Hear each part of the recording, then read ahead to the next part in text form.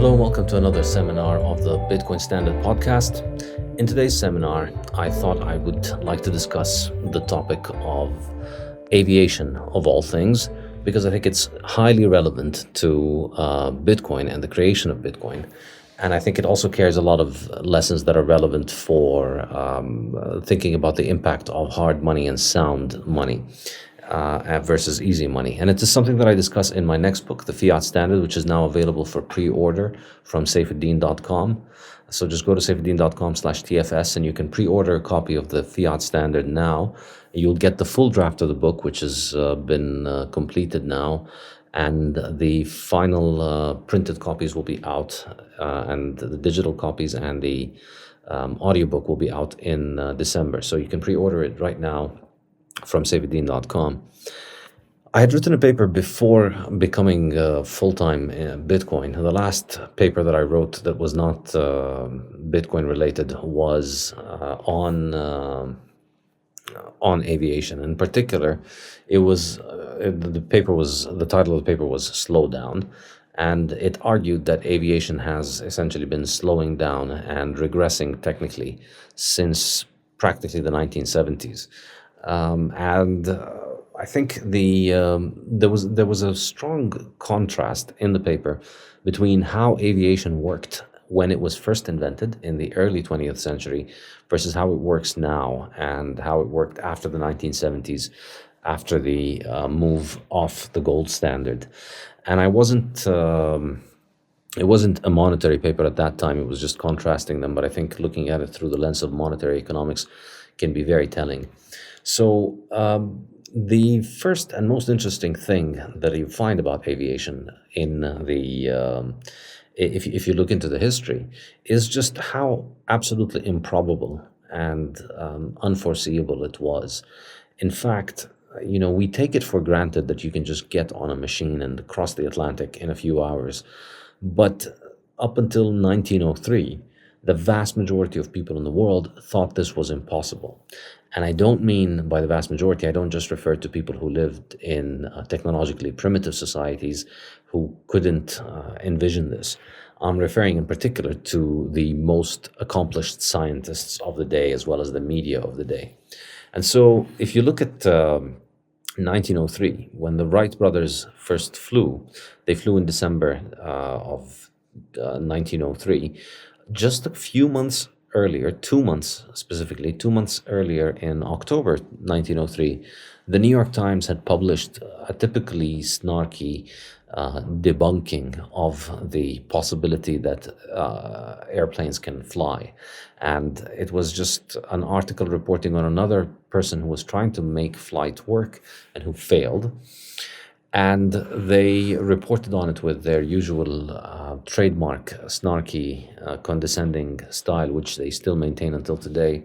And in it, basically, they mocked the notion that you could have humans make machines that can fly. And they said, maybe if all of the world's mathematicians and mechanics dedicate themselves to this problem, perhaps in 1 million to 10 million years, we might be able to accomplish it.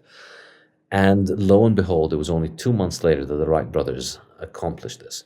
Now, not only was it the Wright brothers, not only was it the New York Times who was dismissing this, Lord Kelvin, one of the most important scientists in the world, the scientific temperature scale of Kelvin is named after him. He was a physicist and a polymath, and he did a whole bunch of important things. And he specifically said, in 1896, he said, "I have not the smallest molecule of faith in aerial navigation other than ballooning, or the expectation of good results from any of the trials we heard of." Another important scientist of the day, Simon Newcomb, in 1903, also said, aerial flight is one of the class of problems with which man will never be able to cope. It was just completely out of the question that human beings could fly. And indeed, they did fly. In fact, of course, at that time, the Wright brothers didn't have a video camera to capture their flight with them. And, working a camera was almost as complicated as working an airplane at that time. So they didn't have video recordings of their flight. And so it took a while for the world to believe that flight had actually taken place, so much so that in 1906, the London Times had dismissed, they said there'd been a lot of people who have been claiming to fly, but none of this is obviously none of this is true, because all attempts at, and I quote, all attempts at artificial aviation are not only dangerous to human life, but foredoomed to failure from the engineering standpoint.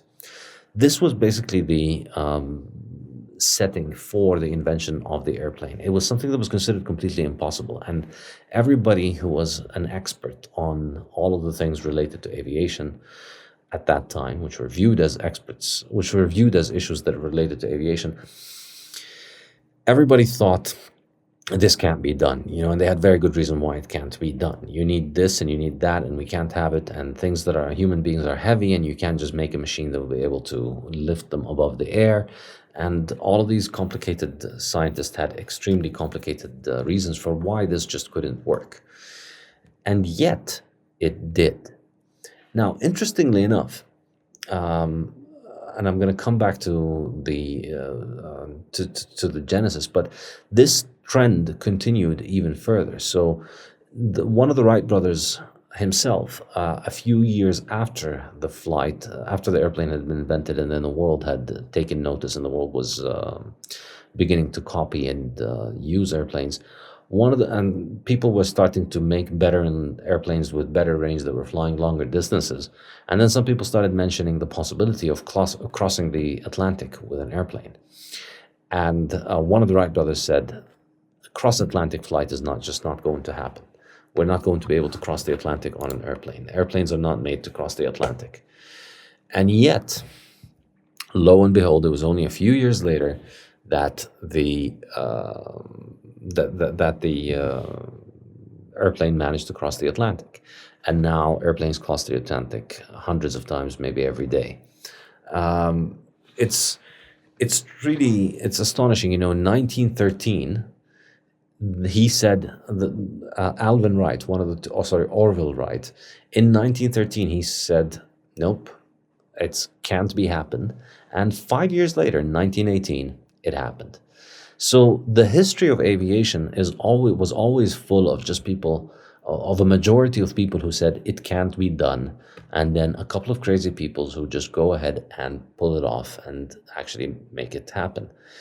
And initially, again, there was a lot of skepticism about the possibility that you could make commercial aviation work. People said, all right, we can build these tiny little planes that'll carry one person long distances, but obviously you can't build an airplane that could be used for carrying passengers or large amounts of luggage. That just can't be done. And guess what? 1926, commercial aviation was a thing. So it only took 23 years from the invention of the airplane until commercial aviation was happening. And during that time, that too was being dismissed as something that was completely unrealistic. But it did happen. And another example was the sound barrier. As airplanes started getting better and faster, they continued to get faster and faster and faster. But then they started hitting the sound barrier, which is defined as 1 Mach, and 1 Mach in speed, which is, I forget the exact number in kilometers per second. I'll look it up. It's 343 meters per second. Yeah, do you know by kilometers per hour? 1,234 kilometers per hour. Okay, 1,200. And that's 767 miles per hour. Okay, yeah. All right, so the speed of light is 767 miles per hour, and that was just completely unfathomable initially. The first flight, the Wright brothers flew at a speed of 6 miles per hour. It was basically a glorified kite. And the notion that you could travel on that glorified kite at a speed faster than sound was just absurd. But in 1912, somebody managed to fly at 100 miles per hour. In 1921, somebody did 200 miles per hour. And then in 1931, somebody did 400 miles per hour. Now, suddenly these airplane things started looking more than just glorified kites. They were going really fast. 400 miles per hour is really, really, really fast. They became significantly faster than cars and airplanes. And so for commercial aviation, it started to make sense. But then in the 1930s and 40s, it was clear that there was just going to be a limit where we won't be able to cross the sound barrier. The sound barrier is just too high at 767. And for many years, a lot of people had tried, but they would arrive at that speed, and then the pressure of trying to cross the speed barrier would be too high on the aircraft, and the aircrafts couldn't handle it. And so it was assumed that, nope, we're never going to be able to cross the sound barrier. And yet, in 1947, a manned aircraft finally broke the sound barrier. And then, from then on, the speed just shot up from the 1940s until the 1970s. Yeah, and then in 1976, July 28th, funnily enough, it is actually the anniversary of it today. It's 55 years to the day that this flight speed record has stood, was broken and has stood. It's been 55 years exactly since an airplane has broken the speed record. Nobody's been able to break that SR-71's record, which is was at that time 2,193 miles per hour, or 3,529 kilometers per hour, which is an astonishing speed. It is a Mach 3.3, so it's 3.3 times the speed of sound, which is enormous. And also on that very same day, another SR-71, they were just breaking records that day, and one of the SR-71s managed to fly to a record altitude of 85,069 feet, to 25,929 meters, which still stands as the highest altitude record. So it's been 55 years now since the record has been broken for speed and altitude of aviation. And but since then, everything has gone downhill. And again, I recommend looking at the website. What the F happened in WTF happened in 1971. A lot of things started to go to shit in the 1970s, and aviation is one of them. So not only was, I should add one more thing, not only was the sound barrier broken, but then we were able to build commercial airlines, commercial aviation that was supersonic. And so the Concorde jet first flew in the 1960s, I think. The Concorde jet first flew in the It was 1976. Yes, 1976. Sorry, first flight 1969. Yes. Yeah, it flew in the first time in 1969 or 1968 in my notes. But then the first commercial flight, when it was deployed commercially, was in 1976. So the same year in which this flight speed record was broken. That really was the pinnacle of human engineering in my mind, I think. The technologies of the gold standard era, the airplane and the engine, were utilized over the 60 years since the gold standard ended in 1914.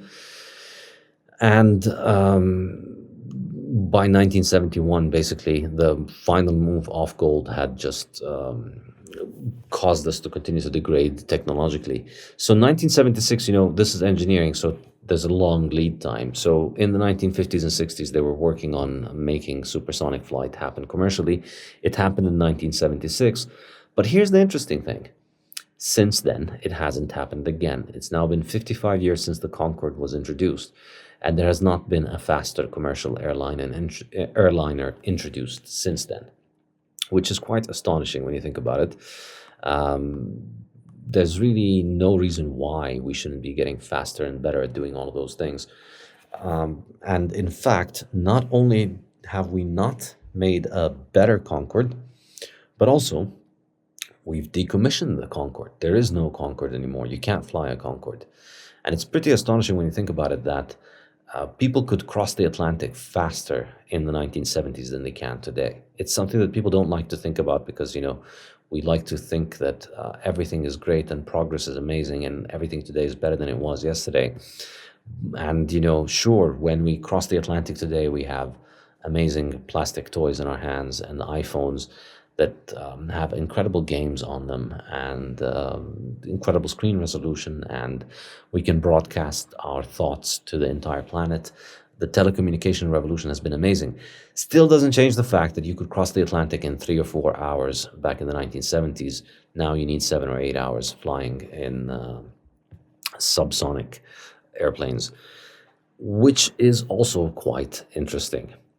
So we see this world where we have this story of aviation from 1903 until 1976, in which it's just one miracle after the other and one expert getting slapped in the face after the other. And then we see a different story from 1976 until today, where things just continue to get worse every day. The quality continues to decline. Things don't get better. By the objective metrics, we see that aviation today can't match up to aviation back then. So there are three ways in which we can see this happening. Number one, we see, first of all, there's no supersonic flight, as I mentioned. Secondly, we can't break the speed record, as I mentioned earlier, but there hasn't been a faster jet than the SR-71. The SR-71 itself was decommissioned in 1991. It was decommissioned then, and then since then, the replacement is the F-35. The fastest aircraft that the U.S. Army has today is the F-35, which is not as fast as the SR-77. It's significantly slower. So we've declined in terms of the peak performance, and also, interestingly enough, we've also declined in terms of the speed of commercial aviation, even the subsonic aviation. So even putting aside supersonic aviation, if you look at, and I did this for that paper, I went through the 10 most popular routes in the United States in 2016. Chicago to New York, Los Angeles to San Francisco, Chicago to Los Angeles, Los Angeles to New York, Atlanta, Chicago, Atlanta, New York, Miami, New York, Chicago, San Francisco, Chicago, Minneapolis, and Atlanta to Orlando. These are the 10 most popular routes in the US. And I looked at estimated flight duration for these flights today. You just check on any search engine and see how long the flights are.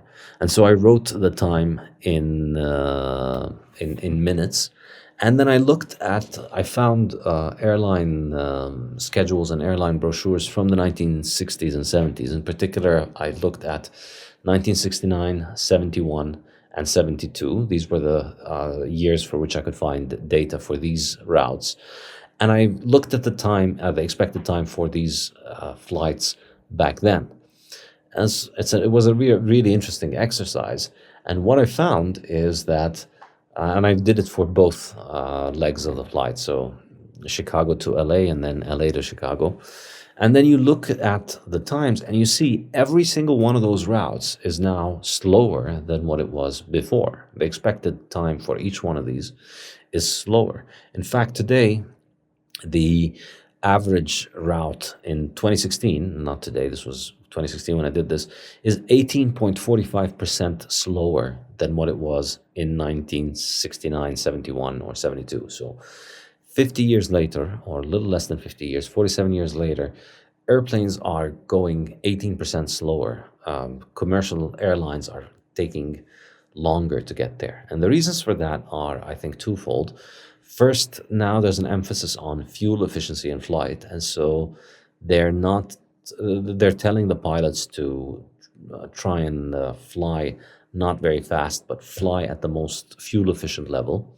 And back then they didn't care, they had hard money, and so things weren't expensive, and relatively hard money in the 60s, but they hadn't gone off gold completely, and the 1970s inflation had not started. And so the focus was on performance, and so they were just telling the pilots to go as fast as they can. And so on average, that meant 18.4% faster. Well, no, it's not the other way around. It means that today we're 18% faster. I don't know what the inverse of that would be. Today we're 18% slower.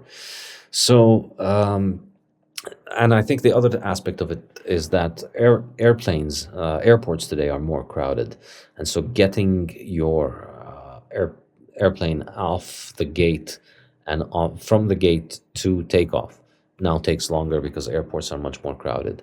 So we're not building enough airports to keep up with the demand, to the point that the customer experience is degrading and the airplanes are not traveling as fast. So, in all of these aspects, we see that aviation has just taken on a totally different face since the 1970s. The military is no longer interested in making faster aircraft. Commercial airliners no longer want to build, nobody talks about building a supersonic jet. And the Concorde has been decommissioned, and nobody wants to discuss why. And well, I mean, people very rarely discuss why. Generally, they'll just mention, oh, well, it wasn't economical, there wasn't enough money. And I think that's just completely nonsensical. If you think about just how much a lot of people would pay to save 3 hours on a cross-Atlantic trip, I think it's unfathomable that this market option is not available. I mean, a lot of people pay a lot of money already on business class flights, and yet they still can't get very quickly. A lot of people use private jets, and that costs a lot of money, and they still can't cross the Atlantic very quickly. In fact, the example that I like to give is if you think of the professional athletes, somebody like Lionel Messi, he plays for the Argentinian national team he'll have his games with the Argentinian national team usually in Latin America when he's playing World Cup qualifiers or Copa America or whatever, and then he has to go back to Europe, play with Barcelona in Spain within a few days.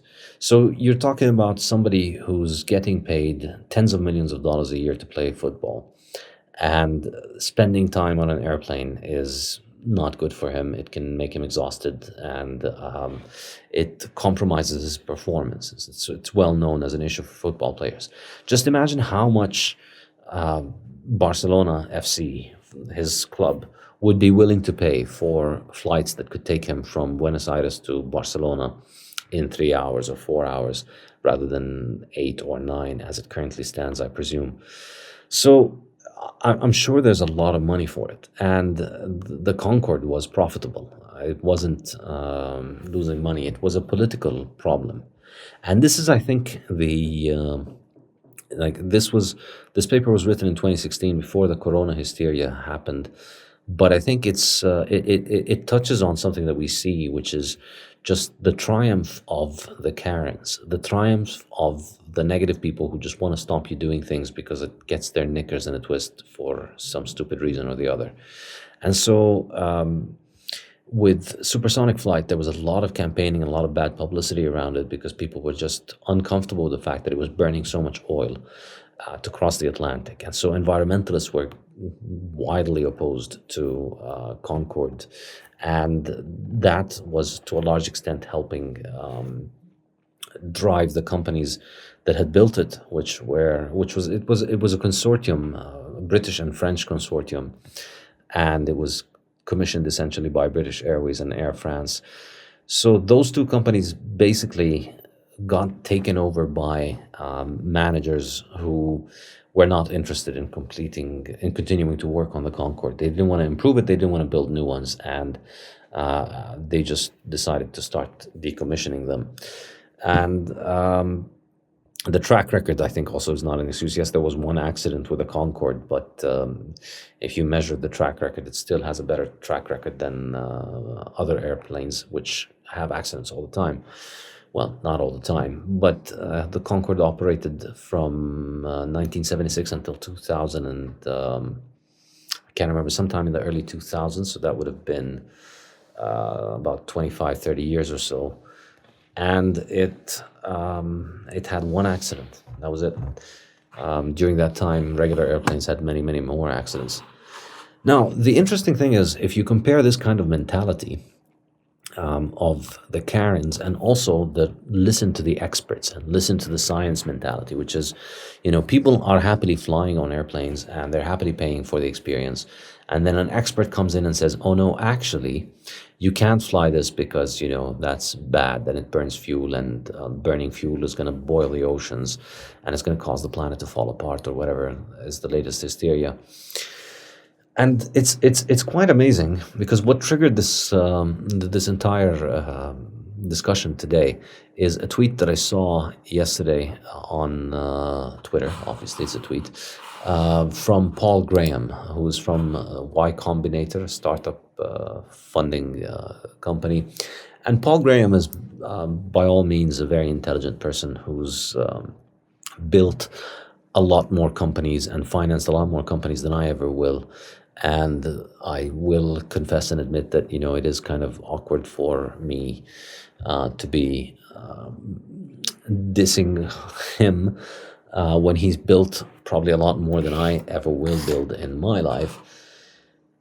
But that's not going to stop me anyway, because, just because he builds stuff doesn't mean he's infallible.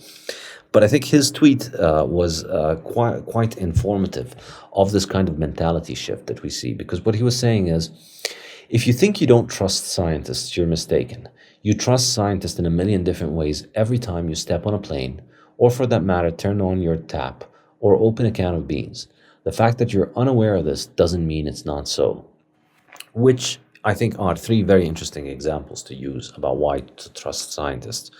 And the one that I know very well is, and the reason that I pounced on this is because, in this paper, I'd looked at the history of aviation, and I'd seen how scientists were out there essentially saying, trust the experts, listen to the science, stop trying to fly, kids. You're only going to get yourself hurt. And that was what the science said. So, in fact, if people had listened to Paul Graham in 1903, they would not have been attempting flight. And the Wright brothers would have been in their bike shed, because the Wright brothers were not scientists. They were by no means professional scientists. They were employing the scientific method while building their airplane, that's for sure.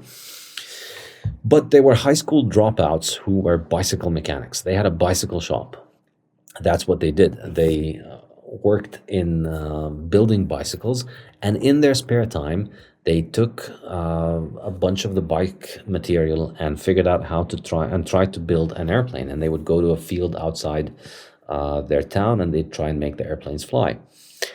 And they weren't the only ones. There were a lot of people at that time who were trying to make airplanes fly, and a lot of them were getting killed all the time in accidents while trying to build this.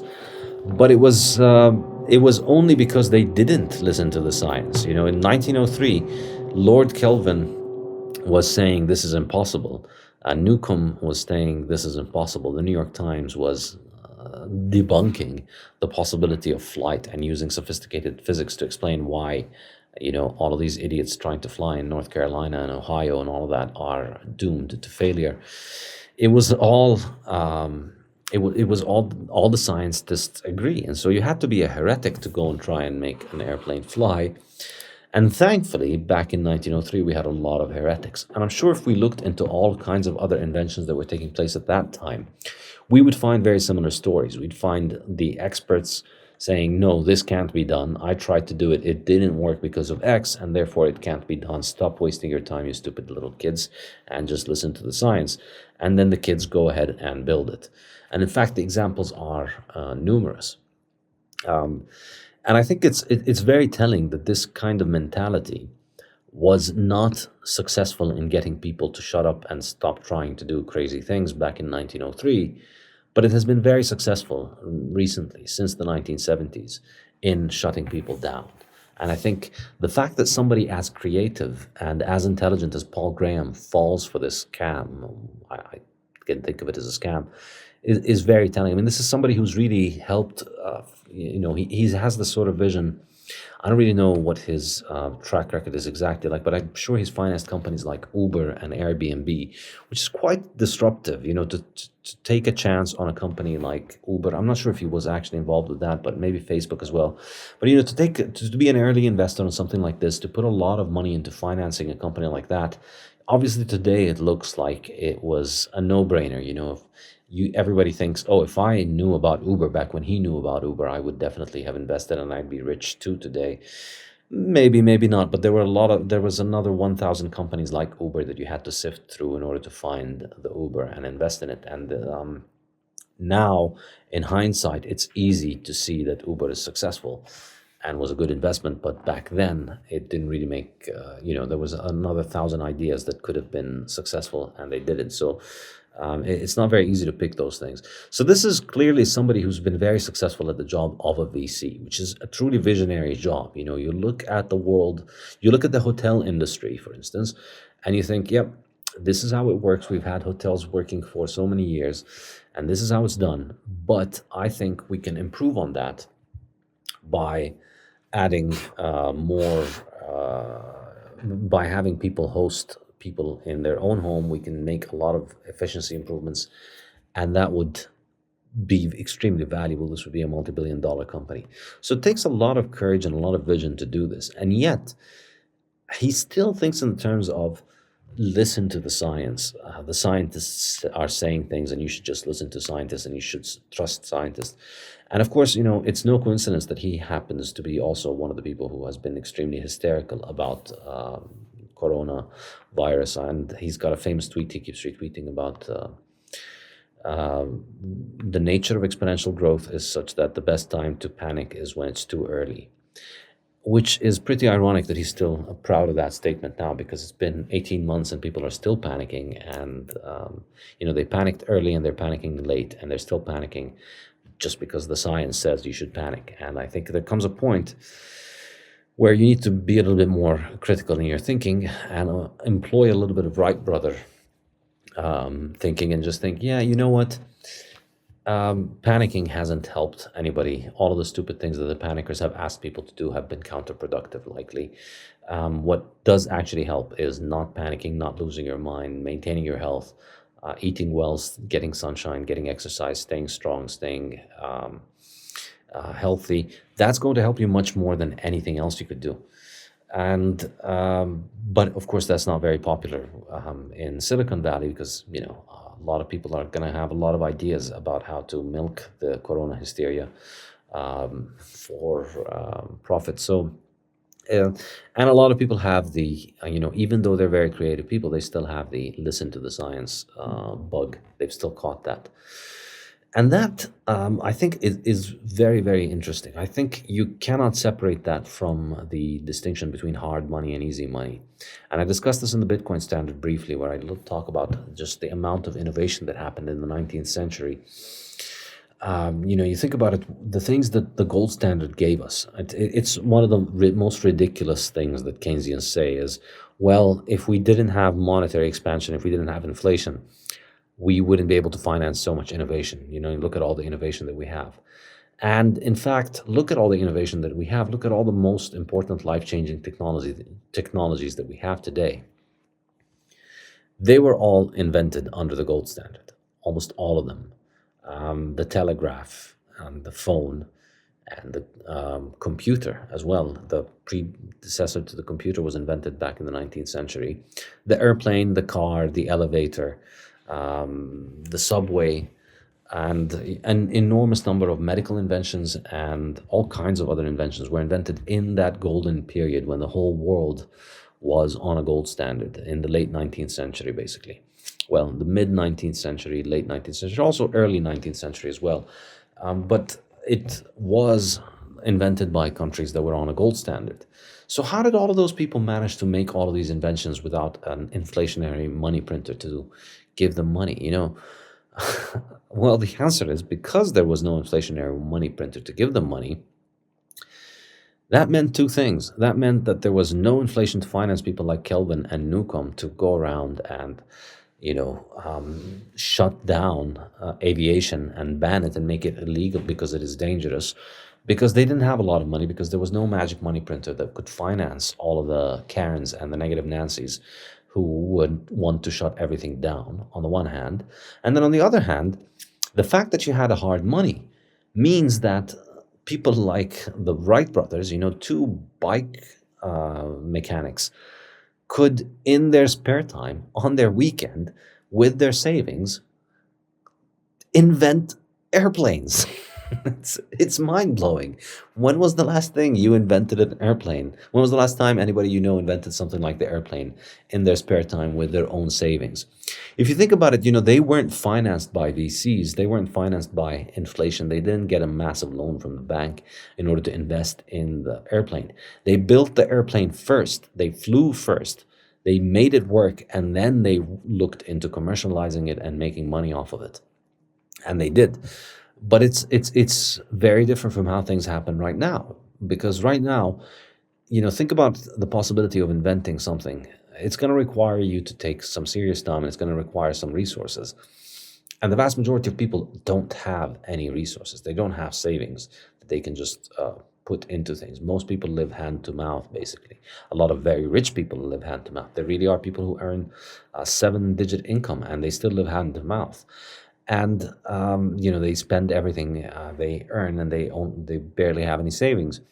That kind of person today, because of the fact that money is broken, because of the fact that money can't hold its value, they can't have savings, they don't keep savings, they have no incentive to save, they spend all of their money, and therefore they have no spare time. They can't take a week off from work, because if they take a week off from work, they don't eat, no matter how much they get paid. And so they can't have the schedule or the savings or even the mental clarity to think about, maybe I could be the one who could invent flight.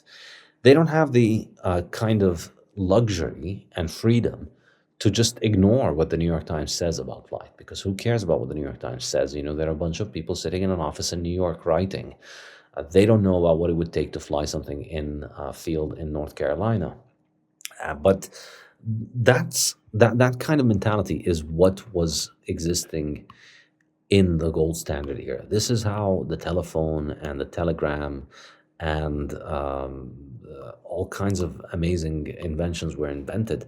It was people who were tinkering in their own backyard, or in their own garage, playing with their things that they could buy from their savings.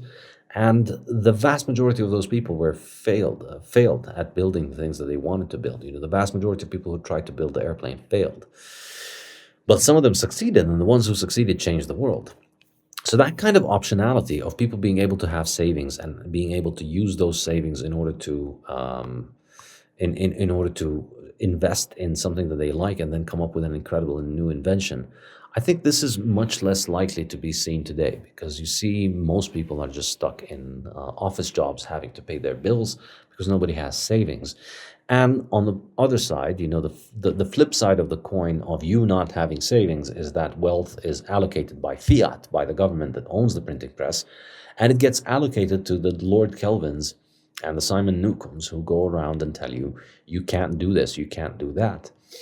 And I think it's that money has been allocated so effectively over the last 50 years that scientists or professional science, university science, has essentially brainwashed generations of people into thinking that the reason that we have all these incredible inventions is because of science. The reason that the airplane flies is because we have physicists who are able to make all of these fancy, incredible equations and theories about physics that allow the airplane to fly. Wrong. That's not how that works.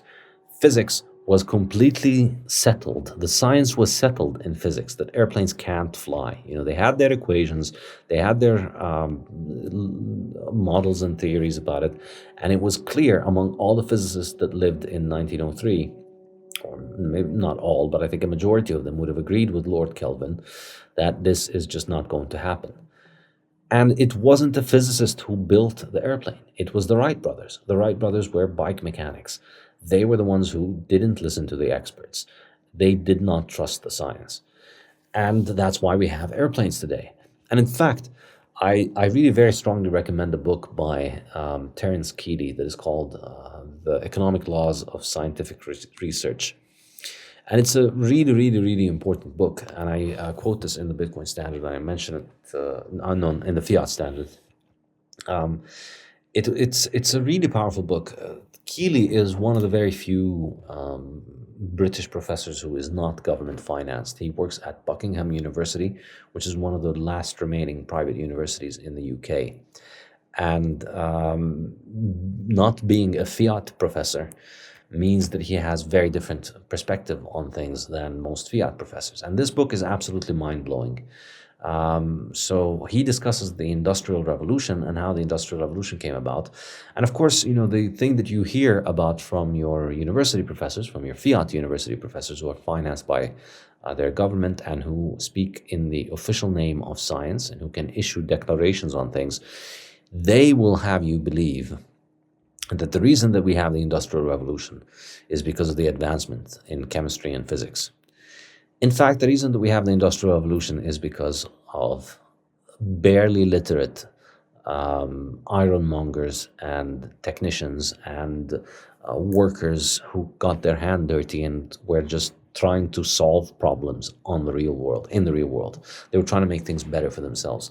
So I think, perhaps the most important invention in the last 1,000 years might arguably be the steam engine. You could argue a few others. There are a bunch of good ones, but I think the steam engine really is the pivotal in my mind, because it was the one invention where we managed to start turning fossil fuel energy into, cheap, highly abundant dirt under the earth. We started to turn this into kinetic energy. We started getting it to do work for us. And eventually, obviously the steam engines continued to improve over time, and then we made the internal combustion engine, and then we made jet engines, and now engines are extremely efficient and extremely powerful, and there are billions and billions of glorious, powerful engines all over the world, currently allowing you to experience all the amazing things that you take for granted in your life. I think the steam engine is the most important invention because it was the turning point. It was the moment at which we took fossil fuel energy and turned it into kinetic energy. And then once we did that, then the floodgates were open. And then the floodgates were open both conceptually because, maybe we can burn things in a different way and produce kinetic energy in a different way. But also the floodgates were opened from an engineering sense, because now with the steam engine, you can build all kinds of other stuff. And because you could build all kinds of other stuff, you could build all kinds of amazing new inventions. So you could argue the computer is more important than the steam engine. Perhaps not, but the computer would not be possible without the steam engine. If we hadn't invented the steam engine first, we would not have been able to develop the computer. So all of the machines that we have really ultimately come down to the steam engine. Arguably, it might be the most important thing that we've invented since fire. Maybe language. It's tough to say with these things, but yeah, the steam engine is a big deal. So let's take a look at the steam engine. And in the Economic Laws of Scientific Research, Kealey does a great job looking at the steam engine and explaining its history. So the first thing you realize is this, what is called the linear model of scientific progress, which is taught at universities and is essentially government propaganda.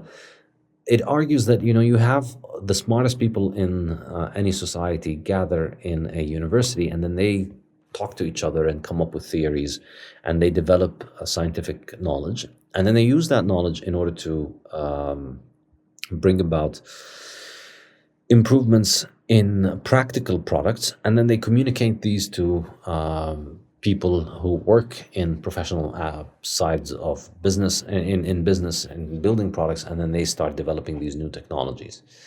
And it's as if, the scientific progress comes from the scientist and then finds its way to the engine shop and then spreads to the consumer. But the reality of how those things have always developed is very different. The reality is the person developing and the person making the breakthroughs is somebody who's out there dealing with these practical machines day in and day out and having problems with its operation and thinking of ways to solve these problems. This is how it happens. It's problem solving on the ground. It's getting your hands dirty with engines. And so The first commercial steam engine, well, first of all, the steam engine was essentially a development of a pump.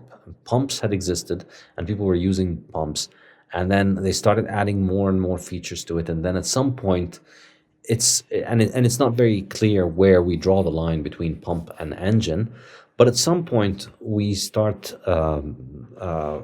we can have something that we can call a steam engine.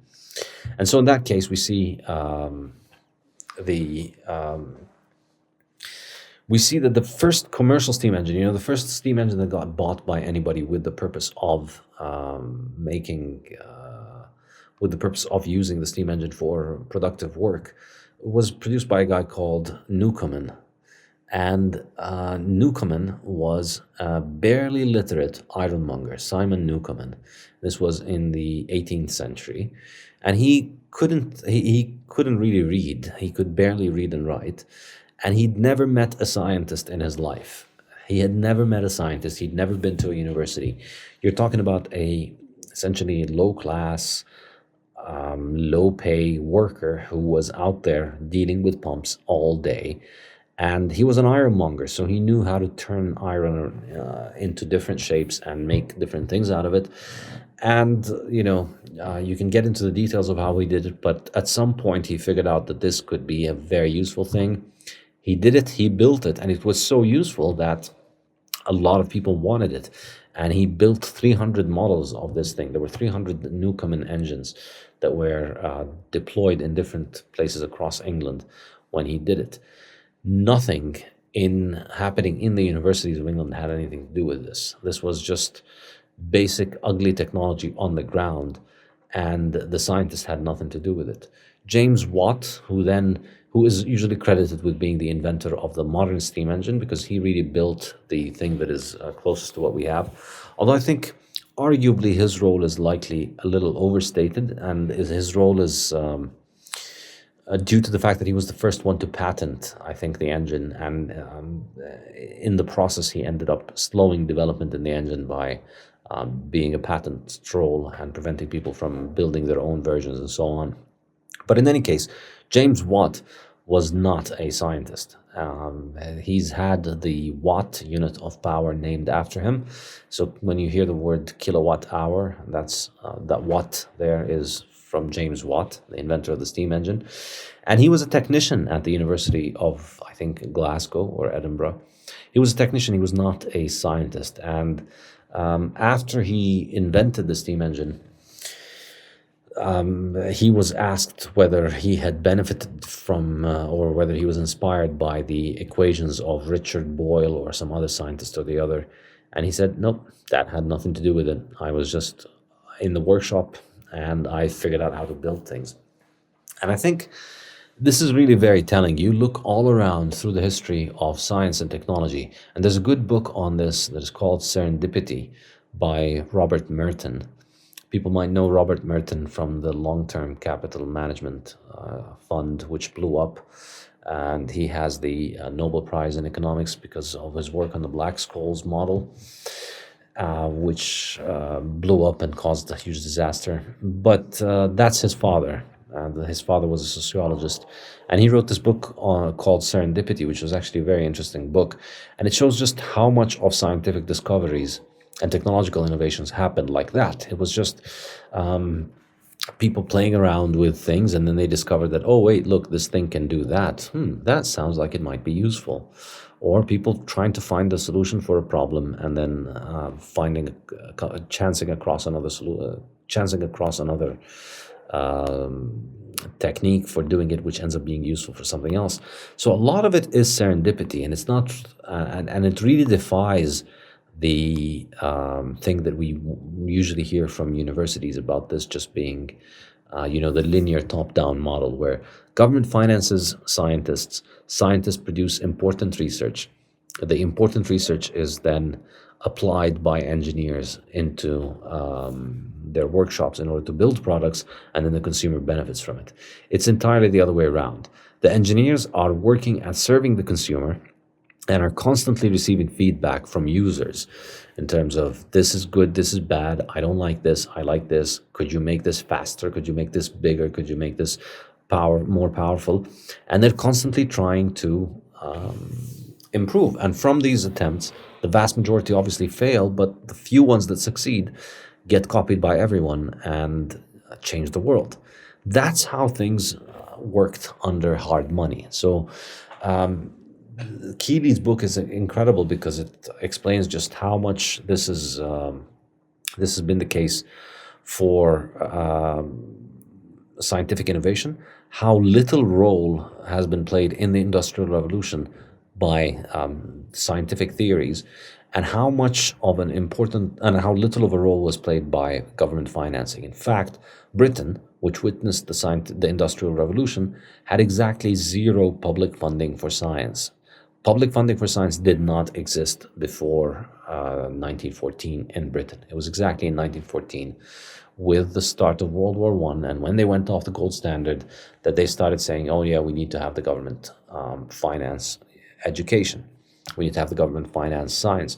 Before that, they developed the entire Industrial Revolution without the government having to finance any scientists. And since then, what has Britain invented?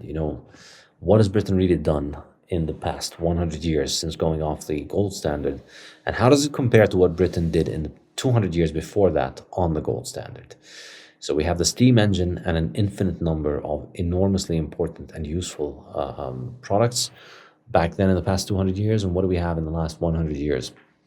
The Concorde, yeah, I think that was probably it. But still, the Concorde was just an improvement on aviation technology that was invented in before 1914. It was invented on the gold standard. So in this regard, it's quite telling that you see the majority of and the most important innovations come in the gold standard, and you see them come through the market process. And now that can only make me wonder, looking at the world that we have today, just how much more innovations and how much more important innovations could we have had in the last 100 years if we hadn't taken the globally idiotic move of going off the gold standard. If the world was still on a gold standard until today, if everybody could still save, if everybody could be reasonably sure that they could save money and that would appreciate at around 1 or 2 or 3% per year, and we had governments that couldn't finance all of these negative Nancys and Karens like Lord Kelvin and all of these people who are just out there to take government paychecks and to tell you that what you're trying to do is unworkable. If we didn't have that, it's truly amazing to think about just what the possibilities would be for the world today, like where we would be and how different life would be. I think it might probably not be an exaggeration to say that the things that we developed that we have today might have been developed by the 1960s and 70s. We might have had smartphones by the 60s. I think it's not an entirely unreasonable thing to do. When you think about just how much capital has been destroyed and how much innovation has been forestalled by fiat, taking money away from savers, making them more financially vulnerable, and then necessitating that they continue to work and that they not have the time to tinker in their backyard like the Wright brothers did. When you think about all the money that goes to finance scientists rather than, think about all the taxes. Here's a way of putting it, the Simon Newcomen and James Watt in a fiat world, they would have been paying the much higher taxes, and they'd been paying the inflation tax that goes to finance the university professors that were sitting there and pontificating about all of these things and how they can't be done. The Wright brothers in 1903 would have not had savings, and those savings would have been going to pay for the scientists that were calling them unrealistic. I think it's it's obviously hard to argue what the counterfactual is, because we don't know. We'll never be able to relive the 20th century with hard money. But it's hard to see all of these patterns and argue that they would have been insignificant. To argue that, if a century of taking away the savings of the Wright brothers and financing Lord Kelvin's has not reduced our ability to innovate. It's very hard to make that argument, I think. And interestingly, I think also another important point here worth mentioning is that the improvements of the Industrial Revolution, I don't think they're just important for the obvious industrial and quality of life reasons that we see. I think they were massively important for medical and health improvements. There's pretty good evidence, and I'll post an article that I've read about this at some point, that suggests sanitation and electricity and running hot water and just not living next to our feces has had a far bigger impact on human health than any of the medical interventions that are supposedly hailed as miracles. In particular, draining swamps and draining trash, getting rid of draining swamps away from drinking water, simply just separating drinking water from wastewater. Wastewater management is probably responsible for more of the health improvements of the 20th century than anything else. And this is something that was beginning to be done in the modern, highly productive way toward the late 19th century, thanks to fossil fuels and thanks to hydroelectric energy, hydrocarbon energy in particular, because it allowed us to build all these incredible engines that could move water around and that could treat water and that could prevent our waste from entering into our drinking water. And this massively boosted life expectancy and health outcomes in many, many different ways. I think it is arguably far more important than any of the medical interventions that are usually credited for this. It's hugely underrated how important modern industrial technology and civilization has been for our lives. So, and of course, it's underrated by the scientists. It's underrated by the people who are telling you to trust them. So I think it's quite telling. And of course, the obvious point where I'm going with all of this is to bring it back to Bitcoin. It's been an hour of ranting in order to get to the point on Bitcoin. The reason I think Bitcoin fixes this is, I think Bitcoin fixes this because Satoshi was very similar to the Wright brothers. I think the invention of Bitcoin is just an excellent example of something that we haven't seen for a long time. Perhaps we haven't seen it as starkly demonstrated since the Wright brothers, which is something all the experts agree cannot work. And just like with the Wright brothers, it was 3 years after, it was maybe 4 or 5 years after they actually flew that the world came to accept the fact that, yep, they did fly indeed. Similarly with Bitcoin, it's now been 12 years and people still deny Bitcoin. People still think, no, it can't work. It's going to go to zero. It's unworkable. It's going to be shut down. It's government is going to turn it off one day with the magic internet switch that they have.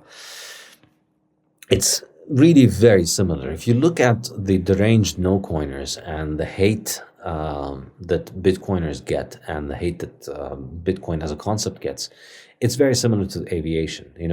We had all these very important scientists back then who had staked their names and reputation on airplanes not working, and we have all these self-important economists today who have staked their names and reputations on Bitcoin not working, and guess what? They're all getting wrecked basically by the airplane working and Bitcoin working. And I think it's the best counter to Paul Graham, which is, no, you shouldn't trust the scientists because that's just a complete oxymoron. Science is a process of experimentation. It's not reliance on authority. And it's very telling that when he wants to give us examples of why we should trust the science, he can't even think of an actual example of somebody listening to a scientist and benefiting. I mean, I'm sure there have been scientists that have done good things to the world, and there have been people who have listened to the scientist and benefited from it. You could find examples, I'm sure you can.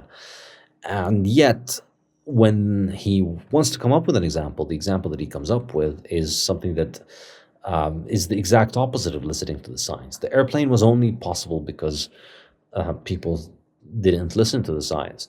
And the other examples he brings, when you turn on a tap, plumbing, again, that was not something discovered in some university lab. It's something that we've had for thousands of years, and engineers have been improving upon it incrementally for thousands of years. And then the tin can, opening a can, and that's maybe the most absurd, because there are no laboratories at universities that are out there trying to discover how to make tin cans. Tin cans and can openers were discovered by merchants and entrepreneurs and ironmongers and people who work with the tin and so on, and they figured out, hey, we could preserve food by locking it in this thing. And then others tried it and they didn't die and the food still worked, and so then it became popular. So all of these examples come from people in not listening to the science, not trusting the experts, and going out there and actually building something that works. That's how you got all of those things to happen. And that's how I think Bitcoin really worked. And I think Bitcoin fixes this because it's a way of coming up with, because it's bringing back that idea. And I think the internet is really the place where we see it, because it's very hard to be able to be a Wright brother with physical stuff, because physical stuff is very expensive, because we're all being robbed by inflation all the time. But it's kind of easy to be a Wright brother with internet stuff, with digital stuff, because you just need a laptop and then you can build, and then the government is going to be far slower about finding out what you're doing. So we see Uber is still operating, and it's been so many years. I don't know how many years they've been around, but they're still operating, even though a lot of people would have thought that government would shut all of this down. Bitcoin is still working. In the world of technology, in the world of digital stuff, it's very easy to stop ideas. It's very difficult to stop code. So this is one way. And then the second way in which Bitcoin fixes this, of course, is that Bitcoin essentially and beautifully defunds the people who live off of government money, defunds the people who are the experts. It makes it very, very hard to maintain a plutocracy or an oligopoly of scientists who get to tell us what the truth is. The only reason we can do this is because the only reason we have this right now, I think, is fiat. And it's fiat financing of universities that has corrupted the scientific process, which I discuss extensively in the fiat standard. And by defunding that, I think Bitcoin is going to bring back a golden age of innovation by shutting up the experts and definancing them, and making them have to do productive things with their life and provide valuable services, because they won't be able to rely on a money printer. And in the second hand, on the one hand, it's defunding the experts, and on the other hand, it's putting savings in the hands of the Wright brothers of today. It's letting all people all over the world manage to keep their savings, allowing them financial security, and allowing them to be able to invest their time in doing creative things. If you look at how much, more creative energy you see from Bitcoiners in terms of innovation, I think it's not a coincidence. I see it in myself personally, and I think it's something that a lot of people talk about in the Bitcoin space, because once you've moved from the world in which you have your money is being devalued and the money is constantly losing value, you're constantly discounting the future a lot, and so your actions are dedicated and focused on day-to-day survival, and there's very little regard for the future. As soon as you switch to a Bitcoin standard, as soon as you start holding Bitcoin, you start seeing you're able to provide for your future reliably well. You know that the savings that you save today will be around tomorrow, and they'll likely be at a higher price than what they are today. And with that in mind, you start discounting the future more, and you start thinking about the future more. So you start discounting the future less, and you think about the future more, and you provide for it more, and you work for it. And you start working on things that are not fleeting and day-to-day, and you start working on things that will last. And this was kind of my inspiration for writing the Bitcoin Standard. Before that, before I was a Bitcoiner, I probably wouldn't have been able to complete the book, because I didn't have the time preference to sit down and actually write a book. So it's a wonderful thing that Bitcoin fixes this, and it's an amazing thing that I think on a Bitcoin standard, people are going to just laugh at the idea that one day people seriously said, listen to the science and trust the science and trust the experts. It's a ridiculous idea. Are you just taking a breath, Saif? Or are you... I think I'm done. I want to ask you a question. Sure. I don't mean to trigger you and fire you off into a rant, but I fear it might. I hope it kind of does. But with regards to what's going on right now with our incumbent billionaires and this kind of potty space race that's going on with the likes of Bezos and Branson of recent times, and of course our old friend Musk. How have you been thinking about that, and tying that all back in with the Wright brothers, who obviously come from building a bicycle shop? Arguably Bezos built Amazon with his own bare hands, and in my opinion, he can spend his money on whatever he wants. But there's been a hell of a lot of caroling going on around this topic, and their goal is, silly as it might sound, to make space tourism a thing. Whereas let's concentrate really on getting supersonic flight back for mass populace, well, not even a mass populace really, because Concorde was of course just for the elites. I would just like to see where your mind's been spinning with that one.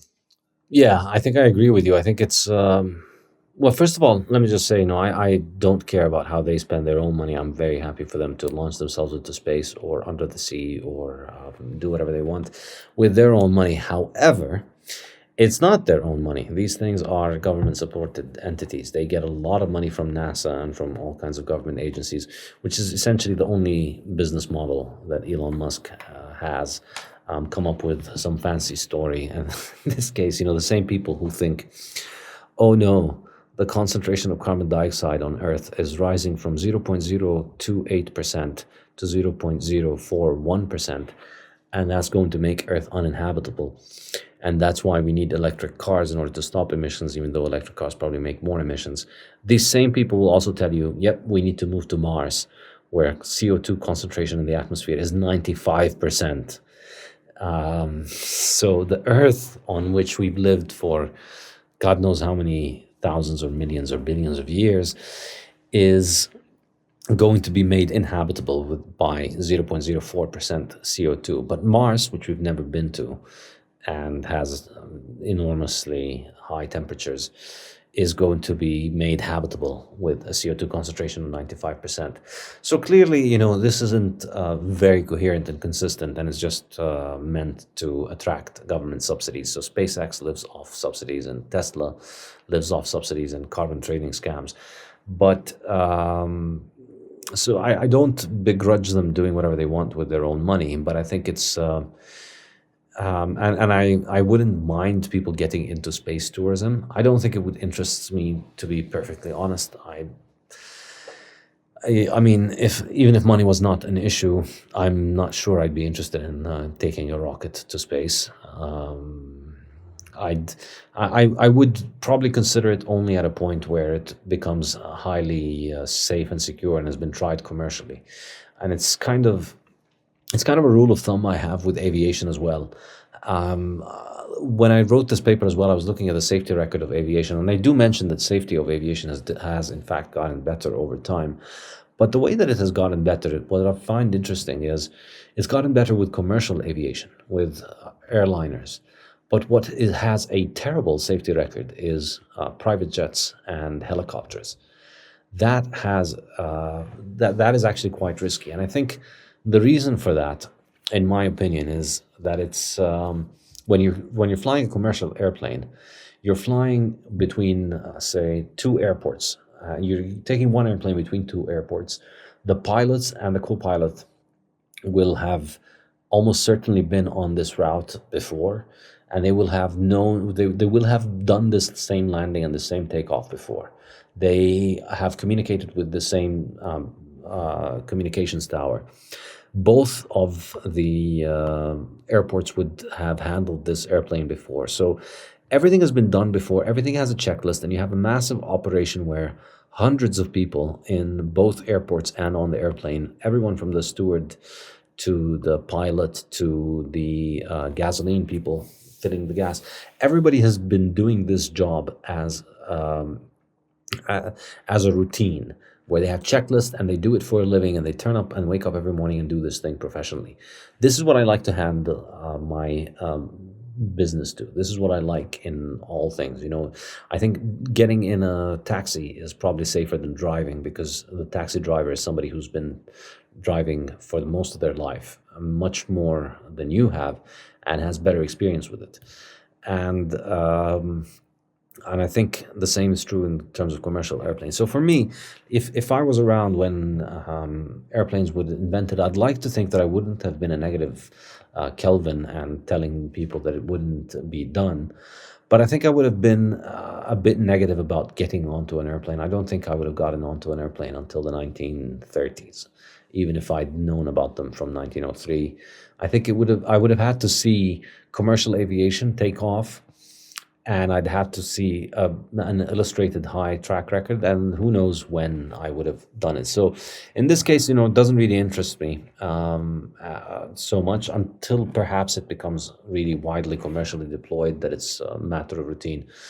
But I think it's the fact that it is taxpayer subsidized, or fiat subsidized, I should say. The fact that it is fiat subsidized leads me to think that it's probably a stupid waste. Well, not probably, definitely. Like, if it was a good idea, if there was some commercial value from it. I mean, if you're the richest man in the world and you need 11 minutes and you pay all of this money and you need all these government subsidies in order to get into space for 11 minutes, doesn't strike me as a viable business model. I know I might be sounding here like the people who would have dismissed the airplane, saying, well, this can only fly at 6 kilometers per hour, 6 miles an hour or whatever, so there's no point, the cars can go faster. Well, the airplanes will get faster, perhaps, but until they do, I'm not really concerned a lot, and I have very strong reasons to suspect that they won't, because it's government subsidized. If this was not government subsidized, then I would expect that it would improve, but I think it's a boondoggle for people to continue to come up with. Whenever anything is government subsidized, it does not improve over time. It just finds more excuses for getting more funding. I might be wrong, but I think it's quite telling that these people are so detached from reality, in the sense that, yeah, but like, wouldn't you like your private jet to be supersonic? Wouldn't that be a better use of your time, so that you could fly from LA to New York in under an hour or 2 hours? Wouldn't that be nice? How much time do those people spend on their private jets? But it's politically unpopular to talk about supersonic flight, and so nobody wants to go there.